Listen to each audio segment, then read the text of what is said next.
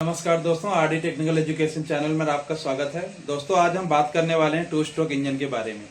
Two stroke कैसे complete होता है, कैसे काम करता है इंजन, ये इनके पार्ट्स के नाम क्या हैं, इसके अंदर अलग से क्रैंक केस के अंदर ऑयल क्यों नहीं डालते हैं, ये सारी बातों की जानकारी देंगे हम। तो दोस्तों आइए शुरू करते हैं टू स्ट्रोक इंजन के बारे में। दोस्तों जैसा कि मैंने लिखा है टू स्ट्रोक इंजन। अब टू स्ट्रोक इंजन का ये एक डायग्राम है जिसके अंदर मैंने पार्ट्स के नाम भी लिखे हुए हैं। पार्ट्स के क्या क्या नाम हैं, उनकी लोकेशन क्या है, उसके अकॉर्डिंग हमने ये नाम रखे हुए हैं। तो देखिए दोस्तों क्या होता है, ये इसको हम क्रैंक केस बोलते हैं। ये क्रैंक केस है। क्रैंक शाफ्ट क्या होती है, ये यहां से यहां तक ये जो है ये क्रैंक शाफ्ट है। ये रोटेट करती है, यहां से सेंटर से रोटेट करेगी ऐसा,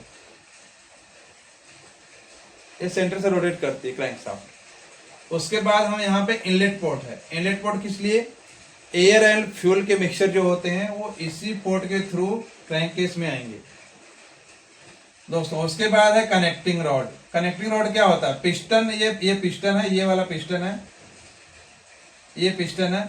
ये पिस्टन पिन के थ्रू ऊपर जो है पिस्टन के साथ में पिस्टन पिन के थ्रू जुड़ा रहता है।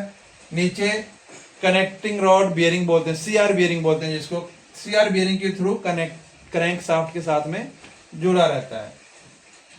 ये हो गया कनेक्टिंग रॉड। उसके बाद आउटलेट पोर्ट है। आउटलेट पोर्ट क्यों है, एग्जॉस्ट गैस जो पावर बनने के बाद जो एग्जॉस्ट गैस निकलेगी उसको हम आउटलेट पोर्ट के थ्रू बाहर निकालते हैं। उसके बाद ये पिस्टन है, ये पूरा पिस्टन है, यहां से लेके यहां तक पिस्टन है।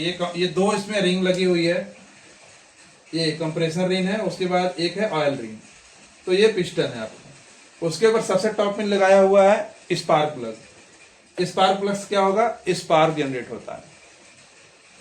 ये टीडीसी है, ये बीडीसी है, top dead centre, bottom dead centre.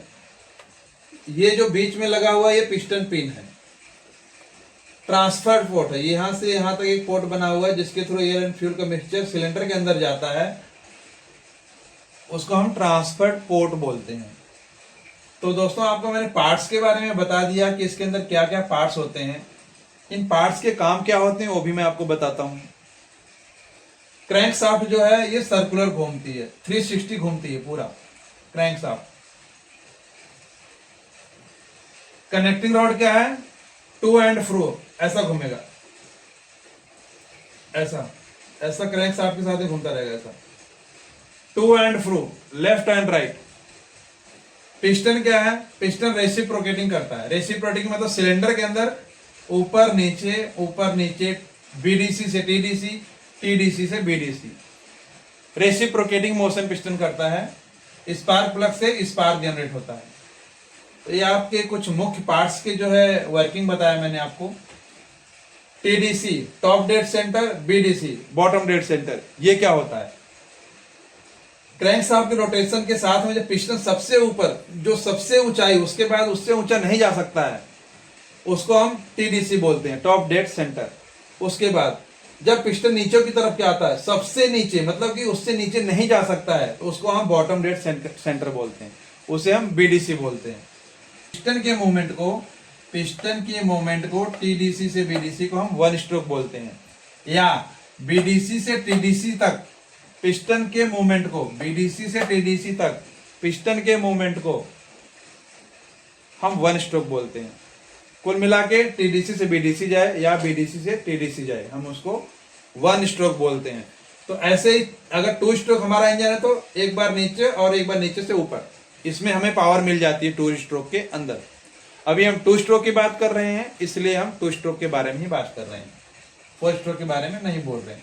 तो टू स्ट्रोक में क्या होगा, टीडीसी से बीडीसी एक बार बीडीसी टीडीसी, मतलब उसके बाद पावर जनरेट हो जाएगी हमारी टू स्ट्रोक इंजन के अंदर।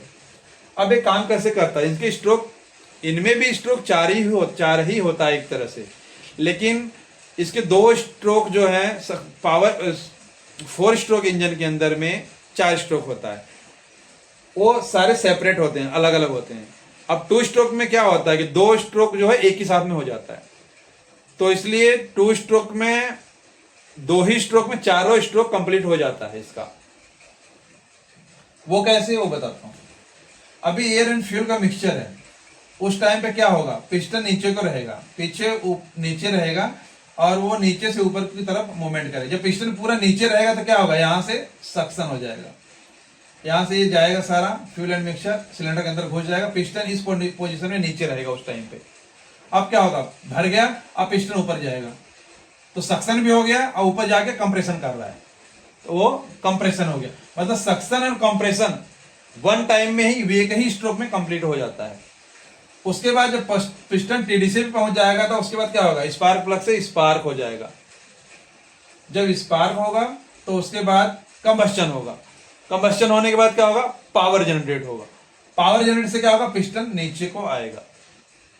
आपको जैसा कि मैंने बताया, सक्शन कम कंप्रेशन, इधर से ट्रांसफर फोर्स के थ्रू सक्शन हो गया, ऊपर जाके कंप्रेशन हो गया। उसके बाद स्पार्क प्लग से स्पार्क हुआ, कंबस्टन हुआ, पावर जनरेट हुआ। तो उस टाइम पे क्या होगा, पिस्टन ऊपर से नीचे की तरफ आएगा। तो पावर मिली, पावर जनरेट में पिस्टन ऊपर से नीचे की तरफ आएगा, पावर मिल गया, पावर स्ट्रोक, साथ में ही एग्जॉस्ट स्ट्रोक भी कंप्लीट होगा। वो कैसे, पिस्टन जब ऊपर से नीचे तक आ जाएगा तो क्या होगा, आउटलेट पोर्ट के थ्रू एग्जॉस्ट गैस बाहर निकल जाएगी। तो पावर कम एग्जॉस्ट वन स्ट्रोक में ही कंप्लीट हो गया, और सक्शन कम कंप्रेशन एक स्ट्रोक में कंप्लीट हो गया। मतलब कि 2 स्ट्रोक में पावर जनरेट हमारे 2 स्ट्रोक इंजन में हो जाती है, जैसा कि मैंने आपको बताया। आप एक बार नॉर्मली देख लो, इनलेट पोर्ट के थ्रू एयर एंड फ्यूल का मिक्सचर आएगा, ट्रांसफर पोर्ट के थ्रू सिलेंडर में जाता है, उसके बाद वहां पे कंप्रेशन होगा, कंप्रेशन के बाद स्पार्क प्लग से स्पार्क होगा, कंबस्टन होगा, कंबस्टन के बाद पावर जनरेट होता है, पिस्टन ऊपर से नीचे की तरफ आएगा। जब नीचे की तरफ आ जाएगा तो आउटलेट पोर्ट के थ्रू एग्जॉस्ट गैस बाहर हो जाएगी। उसके बाद एक क्वेश्चन बनता है यहाँ पे कि इसके अंदर हम क्रैंक केस के अंदर हम ऑयल नहीं रखते हैं या नहीं डालते हैं। क्यों नहीं डालते हैं, उसका रीजन ये है कि जब हम 2 स्ट्रोक इंजन में जब भी हम पेट्रोल डालते हैं तो उसके अंदर 2T ऑयल डालते हैं। एक ऑयल डालते हैं जो कि पेट्रोल पंप्स वगैरह पे मिलते हैं। जब भी आप पेट्रोल डालोगे तो उसके अंदर 2T ऑयल डालना पड़ता है 2 स्ट्रोक इंजन के अंदर। वो क्यों, क्योंकि इसके अंदर क्रैंक केस के अंदर हमारे पास लुब्रिकेशन नहीं रहता, नहीं डालते हैं तो वो पेट्रोल में ही ऑयल मिला रहेगा। टैंक के अंदर ऑयल डालेंगे आप तो पेट्रोल के साथ में मिलके, एयर के साथ में मिलके ये अंदर आएगा, तो सारे जगह वो लुब्रिकेशन का भी काम करेगा। क्रैंक शाफ्ट के अंदर बियरिंग्स है, पोर्ट है, एवरीथिंग, सब जगह वो जो है जहां जहां भी लुब्रिकेशन का जरूरत है, क्योंकि वो वेपर रूप में रहेगा, गैसियस फॉर्म में रहेगा, तो वो जो है सारे जगह इसको लुब्रिकेट कर देता है। तो हमें इसलिए अलग से क्रैंक केस के अंदर हमें कोई सा भी ऑयल डालने की जरूरत नहीं रहता है। तो दोस्तों ये है आपका 2 स्ट्रोक का सारा स्ट्रक्चर। ये एक बेसिक एग्जांपल है, अभी हम फिजिकली नहीं दिखा सकते क्योंकि इसके लिए हमें सारे पार्ट्स का अरेंजमेंट करना पड़ता है।